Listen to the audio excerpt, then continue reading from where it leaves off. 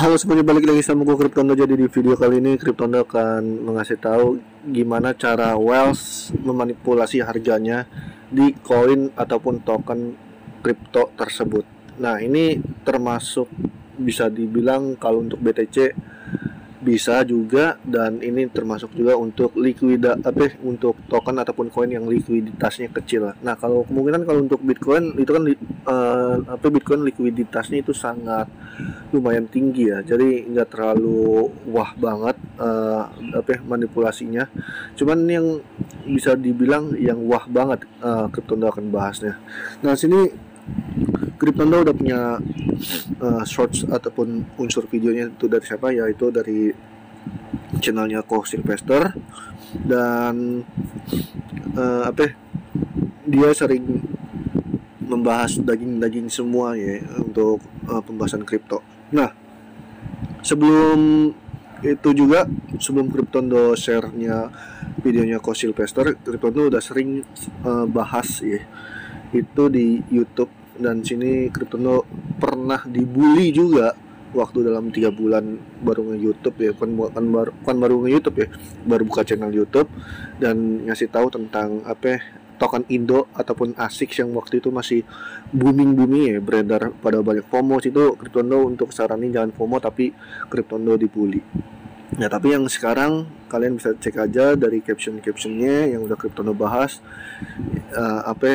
Ada juga bukti komenannya yang ibaratnya masih nongol di nongol ya, yang masih ada di video YouTube Cryptondo. Itu ada komenan bulian dari orang-orang yang terkena FOMO token ASIC, dan sekarang mereka mungkinan portonya sangkut ataupun dia rugi banyak ya. Dan sini Cryptondo nggak ada ruginya sama sekali dari ASIC ataupun dibully sama kalian. Malahan kalian yang ngebully Cryptondo yang rugi, udah rugi bully ya kan, terus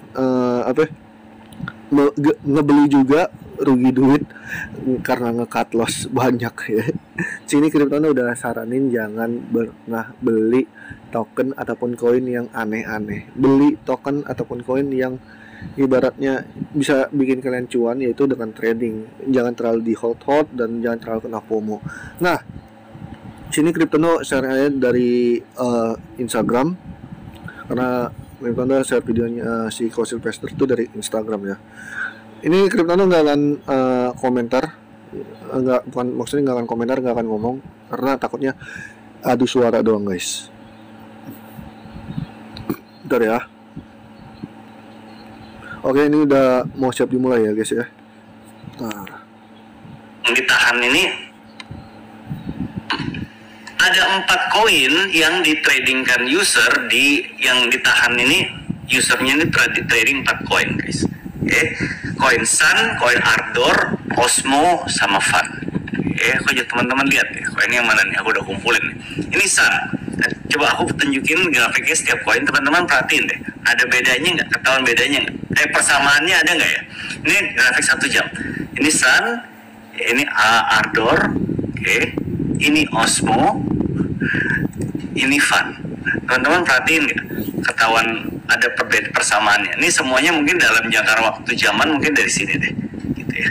Nah, persamaannya adalah scam week. Ya, scam week itu yang mana? Di scam week nih yang ini, nanti aku jelasin nih. Aku gedein nih scam week yang ini nih. Yang ini, habis itu scam week yang ini, yang naik tinggi, menjulang tinggi, habis itu turun lagi. Scam week yang ini, habis itu scam week yang ini. Oke. Nah, sebelumnya aku mohon izin dulu jelasin apa itu scam week ya. Jadi bagi yang udah paham, mohon kesabarannya. Nah, scam week itu adalah pergerakan harga yang ekstrim, jauh melebihi pergerakan harga yang biasa yang terjadi dalam waktu singkat. Nah, kenapa ini dibilang scam guys? Karena biasanya candle ini, by the way, wick ini yang panjang ini guys, yang bagian candle yang tipis gitu ya, bukan yang gendut yang ada warna hijaunya, enggak, tapi yang kayak tipis yang cuman garis doang, itu namanya wick. Balik kenapa dibilang scam? Karena biasanya candle ini menunjukkan kalau ada satu pihak yang manipulasi harga dengan gak sehat. Jadi modusnya tebakanku begini nih guys. Misalnya aku villain ya, aku penjahat nih. Aku deposit 10 juta US dollar di Binance. Nah, aku cari koin yang likuiditasnya rendah. koinnya apa aja ya? Yang tadi 4 itu sih likuiditasnya rendah ya, nggak terlalu banyak orang tahu kan. Nah lalu aku transfer sebagian uangku ke futures, ke dompet futures. Anggap aja 7 juta US dollar aku transfer ke futures. Oke, yang aku lakukan apa? Aku mulai cicil market buy di futures. Buy aja, pelan aja, cicil dikit-dikit aja. Yang penting nggak gerakin harga aja ya, nggak bikin lompat tinggi gitu. Nah, tapi sebagian besar uangku yang di futures tuh, sebagian besar dari 7 juta US dollar tuh aku pasang di limit sell order di harga atas. Jadi misalnya kalau koin ini nih, koin Sun ini, begitu aku masuk, aku mulai cicil-cicil di bawah di sini, yang penting gak gerakin harga. Nah, aku pasang limit sell order di 0,00722 nih di sini nih, misalnya ya. Aku pasang di sini limit sell order. Nah, setelah itu,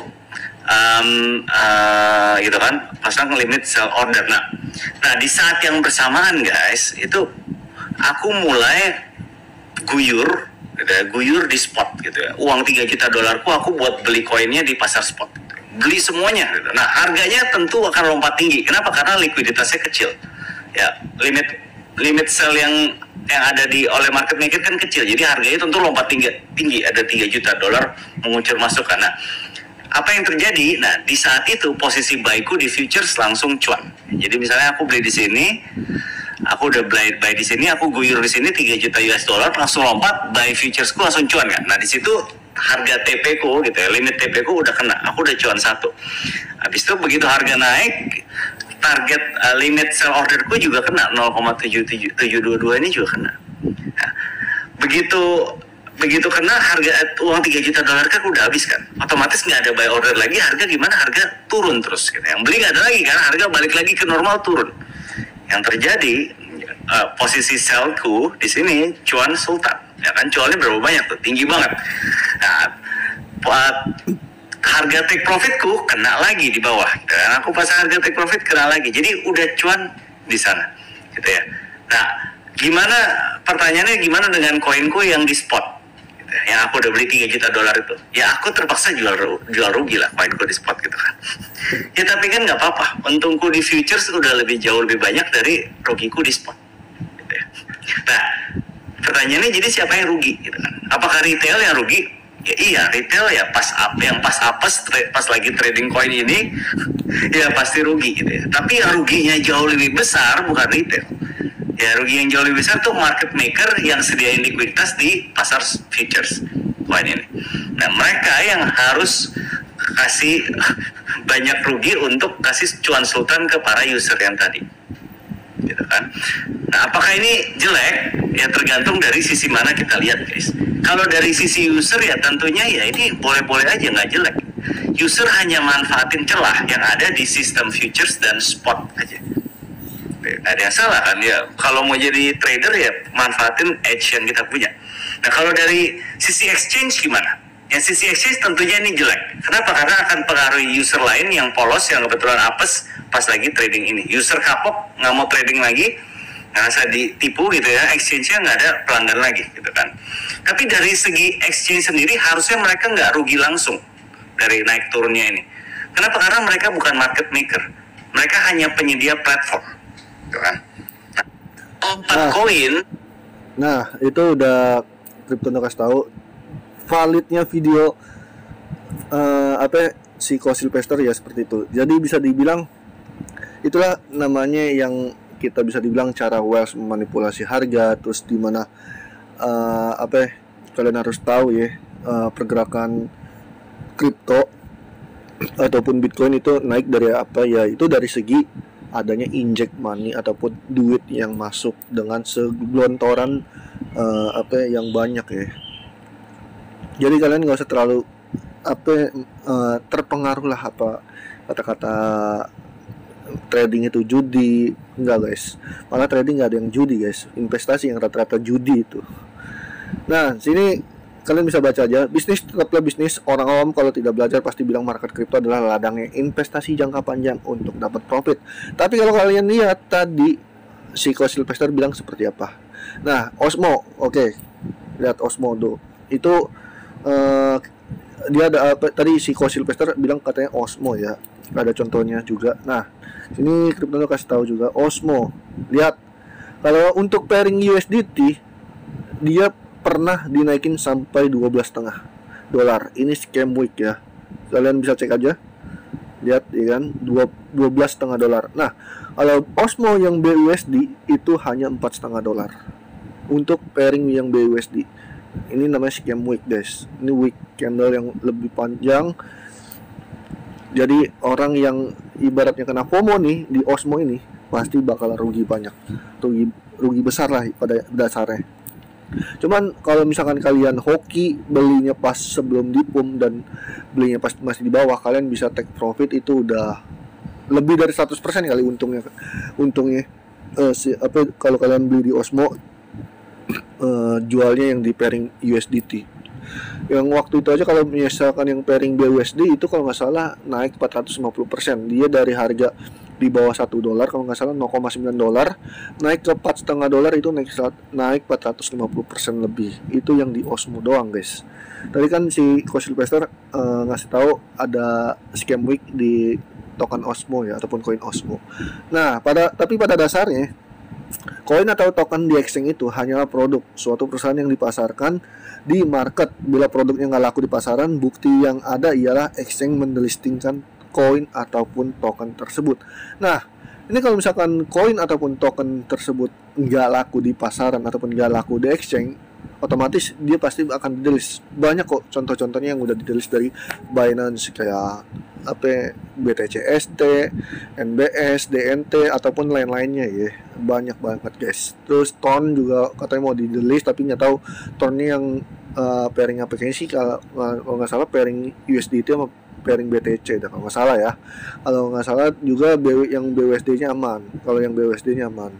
Jadi kalau misalkan si koin Osmo nih misalkan udah nggak laku nih karena dia udah dipum sama si Wells itu ataupun villain ataupun penjahat, itu kalau misalkan nggak ada yang masuk volume di produk tersebut, itu Osmo pasti bakal didelis, tapi nggak tahu kapan didelisnya. Semua tergantung dari Binance ya, dan itu semua tergantung dari si bosnya Osmo ataupun CEO-nya Osmo yang masih kuat-kuatan duit untuk bisa listing di exchange-nya Binance. Nah, dari dulu gue udah selalu bilang, kripto itu bisnis, kripto itu banyak dimanipulasi harganya sama Wells. Dan Wells punya big data, tapi banyak orang yang nggak percaya.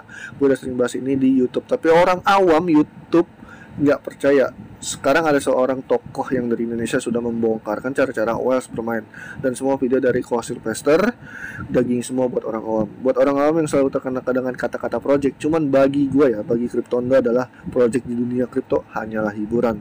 Naiknya candle coin ataupun token kripto itu perlu guyuran duit yang segar melimpah. Nah, di sini juga Cryptonda emang gak suruh kalian percaya juga sih ya. Pada dasarnya cuma dikasih tahu aja biar kalian lebih banyak belajar lagi sebelum membuli orang tanpa tahu kebenarannya. Nah, ini banyak guys. Kayak ASICS, bikin video ASICS waktu baru 3 bulan buka YouTube, di komen, pokoknya banyak lah. Sekarang yang dulunya belain token Indo ataupun ASICS, mana orangnya? Gak ada guys, udah gak ada. Nah, sini kalian bisa baca juga, lebih baik kalian bangun portofolio dengan warna hijau dan sehat ketimbang melihat porto merah dan meringkis. Bangun porto dan bisa sama dengan bisa bangun usaha di real. Porto lu sehat, lu bisa jadi bos di dunia nyata, bung. Bener guys. Nah, sini juga yang ibaratnya sangkut ASICS nih ya. Kalian bisa baca yang jadi sangkuter ASICS ataupun token Indo lainnya, nggak usah berharap itu token akan naik lagi ke ATH ataupun bikin new ATH. Wells Indo nggak akan mau naikin. Anang mau bayar berapa ke Wells Indo? Nggak akan mau guys. Dan Anang emang mau injek duitnya ke ASICS? Nggak. Dia tuh bikin token ASICS itu cuman buat dapat duit, nggak akan mau dia ngeluarin duit. Nggak akan. Anang bikin ASICS untuk cari duit dari pembelian retail, bukan untuk buang duit untuk injek ke token ASICS-nya. Bikin token di kripto itu sangat mudah guys. Yang nggak mudah adalah kembangin token lu buat terkenal jadi satu dunia. Itu butuh duit yang banyak. Kalau buat sekedar token-tokenan ya kayak ASICS, Ecoin, Leslar dan banyak banget ya. Nah, sini kalian bisa cek ya cara bikin token BSC. Itu sangat mudah guys. Sangat mudah banget cara bikin token kripto. Nah, kalian bisa tuh, sini ada yang bahas ya kan, tutorial membuat token kripto BP20 di BSC tanpa kalian nge-coding. Nah, kalian bisa cek aja sangat mudah bikin token kripto. Oke. Jadi nggak usah percaya sama yang namanya project guys. Oke. Itu aja sih yang bisa Cryptondo bahas. Thank you untuk semuanya dan see you the next video. Bye bye, love you and endo.